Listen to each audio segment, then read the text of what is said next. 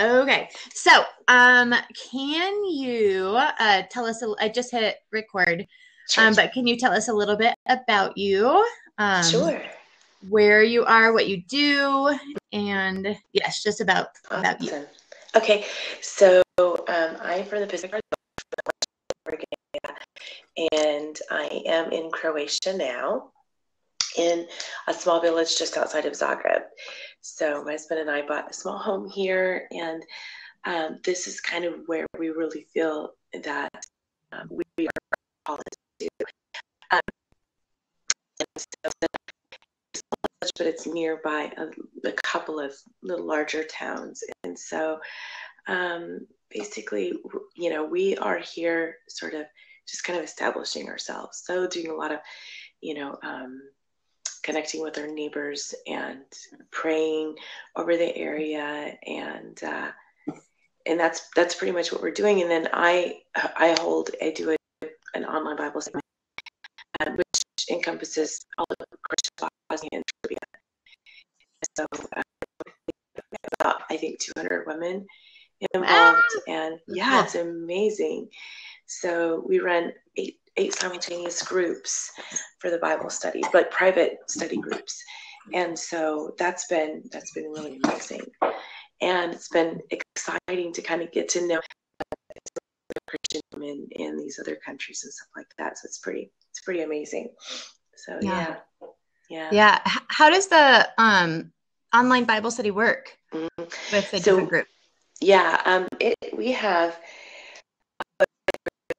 where we translate, any relevant materials, and I do some writing and recording for that. And then we have a Facebook page, and that's kind of where it's all public, so people can kind of find out about us. And then through that, they can ask to join a private study group. And so in the study groups, we're reading through the Bible just a chapter at a time, and then just and commenting on what we've read. So, and then each group has its own leader.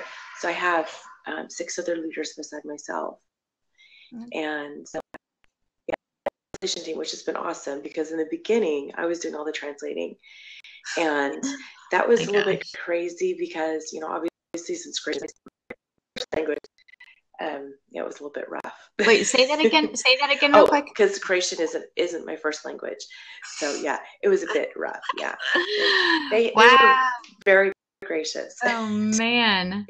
How many languages do you speak? I just speak 2, English and Croatian. Okay. Yeah. Okay. Yeah. That is pretty cool. Yeah. And you write, you blog. Yeah, I do. Arnar. Yeah, a little Arnar. Yes. Yeah, which is awesome. I love it. I love it. Blogging has become very much a passion for me. Yeah, the accidental passion. Yeah, how so? Tell me about it. Well, I just started blogging. I opened up a blog too after my son was born. My first family sort of keep up with him, and and I had no aspirations for blogging. I didn't even know that. I mean, I just live under a rock because I had no idea blogging was such a big thing. And so then I sort of stumbled into this world of blogging, and then I discovered everything you can do with a blog, even though I had been essentially blogging on forums. So I would get into a forum and chat with people, and then something would come on my heart, and I'd just write this big old thing and stick it in the forum. Oh, that is awesome. Yeah. And so then I was like, wow, I had no idea I could do this. And so that's how I stumbled into it. And my blog has been through many evolutions until it got to where it's at now. So, yeah. I know. Well, you're being a good steward. Good job. Okay, so let me ask you a couple questions. Sure. So what happened to cause you to bring you to the point where you are right now of doing ministry? I have to say, just a really, really broken time. I'd gone to Bible school, and while I was at Bible school, I really walked away from the Lord. And I'm studying, the Bible. I'm studying theology, and I'm just about as far away from God as I have ever been, and just neck deep in rebellion. And I through that, it was, I think, the last summer before I was to graduate. And I just really came to a point of, true repentance and came back to the Lord. But there was just another blow that had to come, to where God was just saying, here's this final area that you've not surrendered to me. And it was a very difficult time. And when I finally just completely broke, it was a very, very painful situation. And I decided, I need to kind of maybe get away for a little bit. And so I decided to come here. My sister had already been here. My sister is also here. Her and her husband pastor a church in Zagreb. And so I came here to visit her for a month, and I had absolutely no spiritual reason for coming here at all. It was purely just to get away. And so I came here for a month, and while I was here, I was so blown away here. And I could see, in areas where I could help minister. And my heart was just so drawn to the Croatian people, which is very interesting because my whole entire life, I said, I will never be a missionary. God can call me to do anything else, but he better not call me to be a missionary because I only want to live in America and I want to marry a cowboy. And I love hamburgers and, Coke and, I don't want to go anywhere else in the world. And I had actually been in 1991 to Europe with my dad on a short-term missions trip, and I hated it. I hated every moment of it. And so that was kind of like my signal. It was like, see, God has not called me a missionary, because if I would have been called to be a missionary, I would have left it. And here I am now in Croatia, and just my heart is just, and the last 2 weeks, I probably cried every day.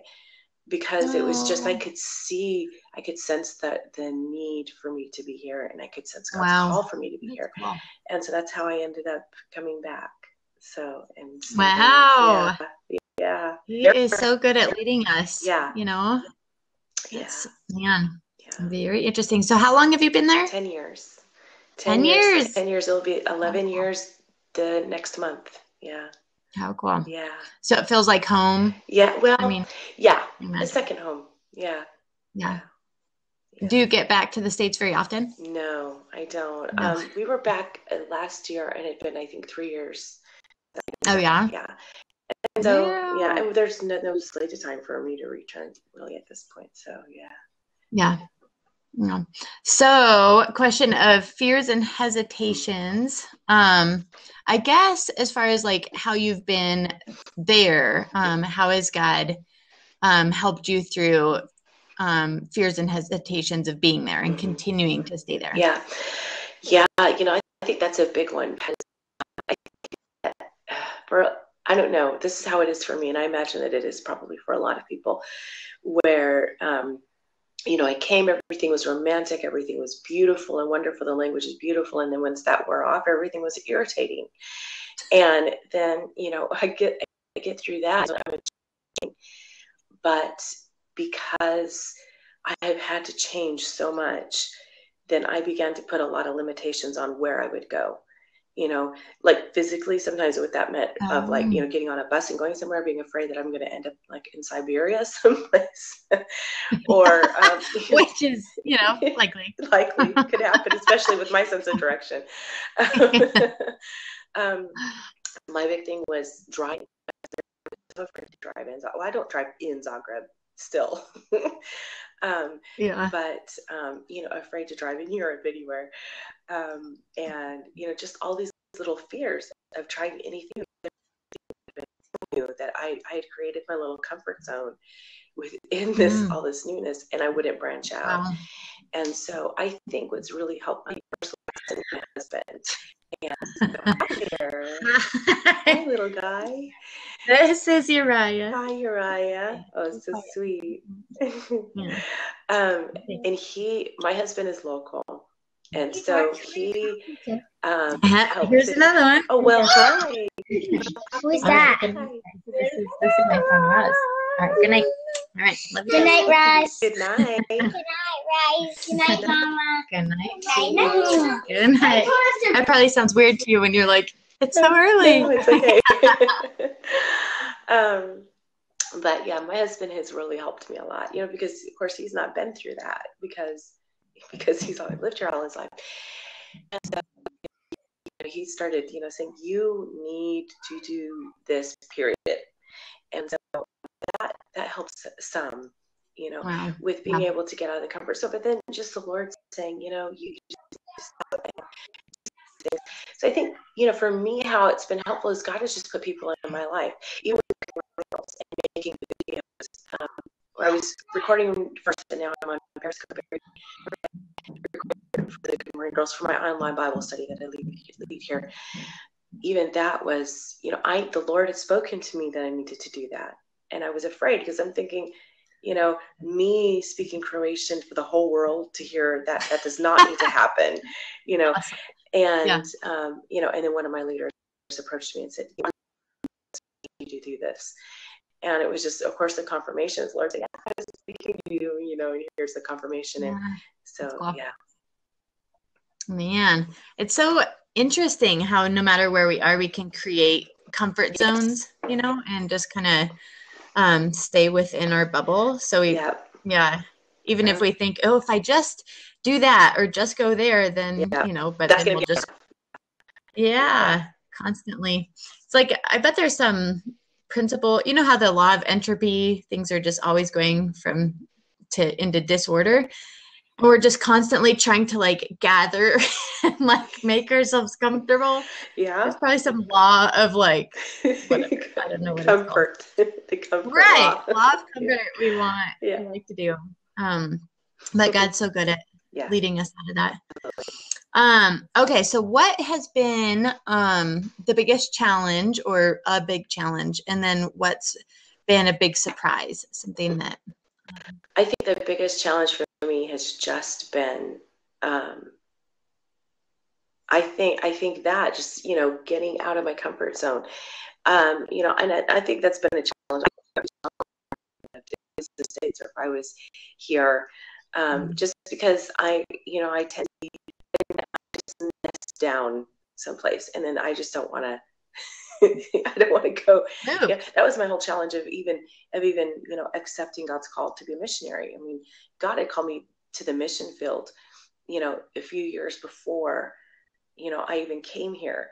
But because I was so terrified at the idea of becoming a missionary, I mean, it was just terror, that I talked to my home group leader, at my church. About that. And I just said, and I told him, I said, I'm just absolutely terrified, because for me, it was everything being so new, and would I get stuck someplace and absolutely hate it and not be able to get out, that for me was just, just a terror. And so then I just walked away. And that was when I walked into, just headlong into a rebellion. So I was just running from God. I was running from the call that he put on my life. And so, so I think it's just not the biggest struggle. I created a little place for myself, and then I'm just like, okay, this is where I am, and God's like, no. So that's not what you're gonna say. But I think the biggest surprise for me has been just, I think the way God has chosen to use me here. When I finally began to pack my bags to come, I had all of these visions of what it would look like, what it would look like, what I'm doing here. And literally nothing has done the way that I envisioned that it would. But in a sense, it has, in a very weird sense, because, my vision for coming here was to help reach into the areas where there are Christians, but so there, where there's no established congregation. So there are areas here where it's either very difficult for them to go to a local church, or there just isn't any local church in any reasonable distance. So that was really on my heart, because I knew that these areas existed. And so, I have not traveled much outside of the area of Zagreb. And yet, through Good Morning Girls, I've been able to reach into those areas and beyond, into other countries, and then help establish another Bible study in Slovenia where they speak another language. So I'm not leading that group or even have anything to do with that group, but it's the other neighboring country. Cool. And so, it's in a sense, yeah, I have traveled to those areas, but it's just been through a different medium, through technology. Yeah. And I could have never envisioned that happening. Yeah, ever. Right. And yeah. So I think that's been the biggest surprise of how God has chosen to use me. That wasn't on my radar anywhere. That's awesome. That makes sense. Hey, Lily, I saw you pop in. I saw her down there. Hi. Think about it. It seems like so often we get afraid of what God wants us to do, because we do have this vision of like how it's going to be. And then either like, when we delight ourselves in him, he actually puts in us the desire of our heart. So it's kind of like, oh, this is awesome. Absolutely. It turns out to be so much more awesome. Sometimes like sharing the gospel beforehand, it's just like terrifying, like I really don't want to have a conversation with someone. They're going to think I'm nuts, or I don't want to offend them. Or, there's so many things that go through my head. And then afterwards it was like, that was so awesome. That was so awesome. So it is neat. And we'd never have those opportunities if we didn't actually step out, get out of our comfort zone. That's it. What you're talking about. Okay. So, let's see. Do you have any other things that you want to share, or anything you wanted to bring up, Roz? Yeah, I just maybe to potential people that are wondering, has God called me to be a missionary? I always say, if you're breathing, God has called you to be a missionary, and I think that one of the I think it's a big misconception, because I think people do look at evangelism or mission work as a call. Some people are called to that, some people aren't.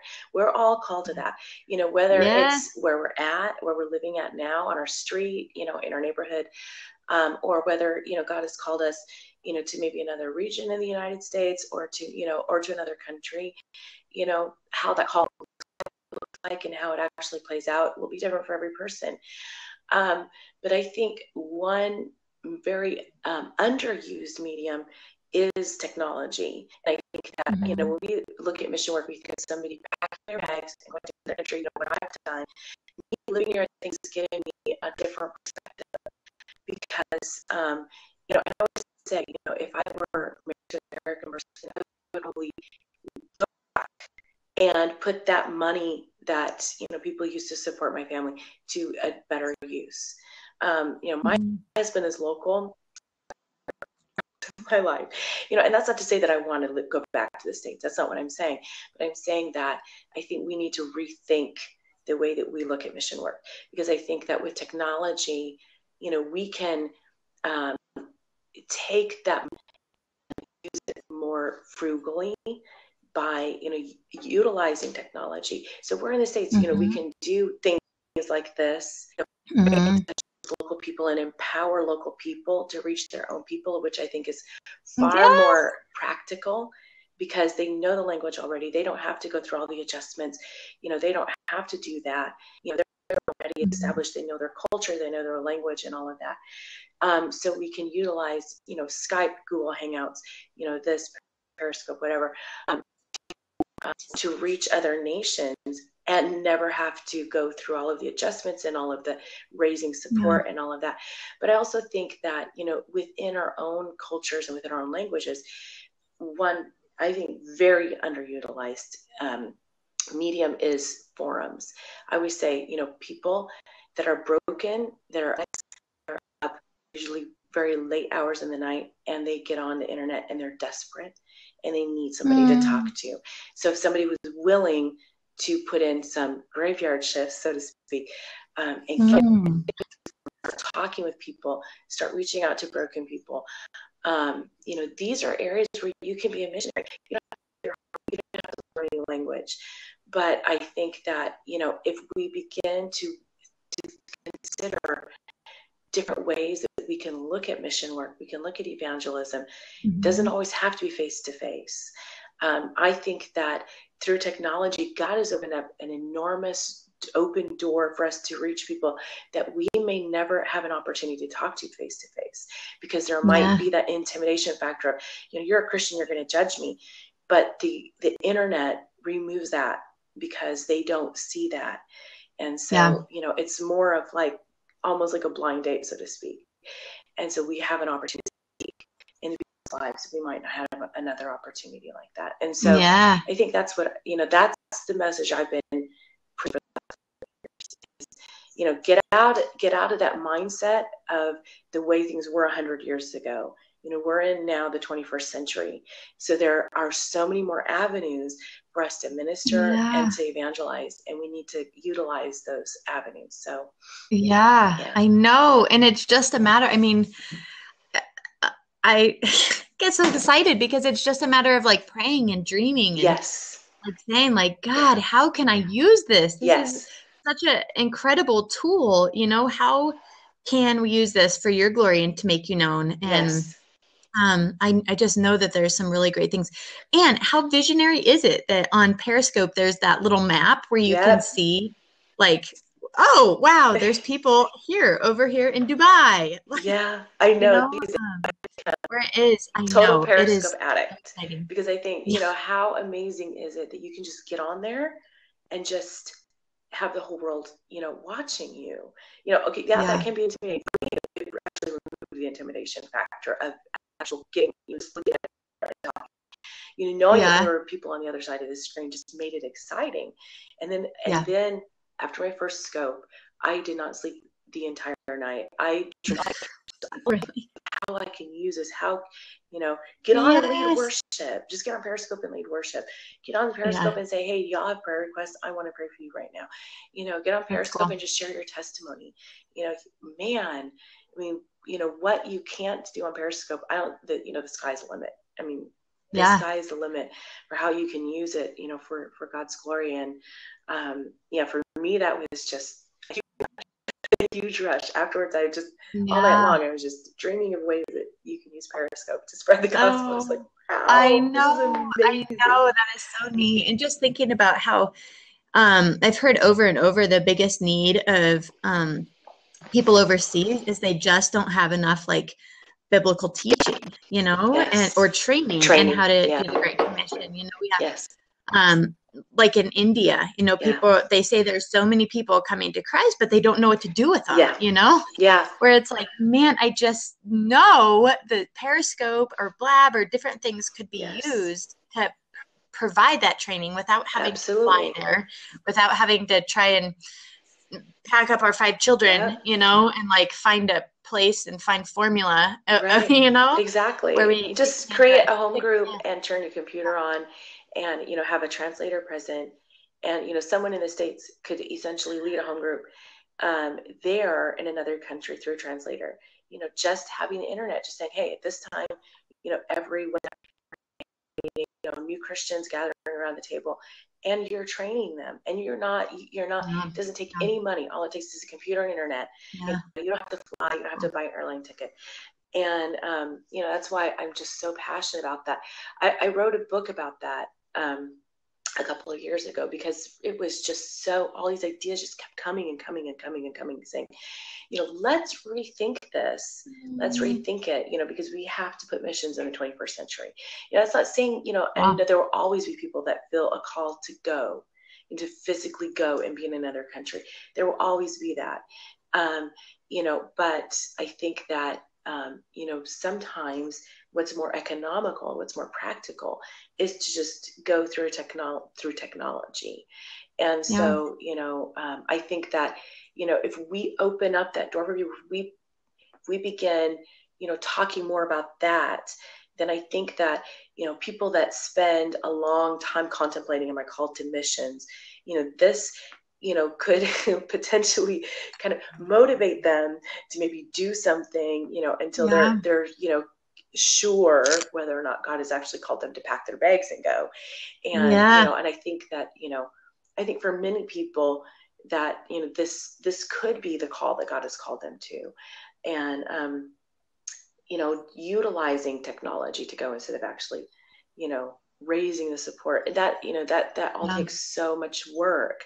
It takes a lot of work. And I think in the meantime, like I said, I think we could, take that money and then help to support a local congregation, getting established, purchasing a building, whatever, where I know that is a huge need here, where, a lot of congregations here rent facilities. They don't have, they don't have a building. Our church, there are actually 3 or 4 of us all sharing a building, and we're all renting. Wow. Yeah. And so we kind of put it, time slots. Our time slot is Sunday evening. So we only have Sunday evening church because there's another congregation using it on Sunday morning. And, so, these are really things you don't think about, or pastors that don't have a salary, pastors that have a salary. And so, and a lot of pastors here work a second job. They are tent makers because they don't have a salary.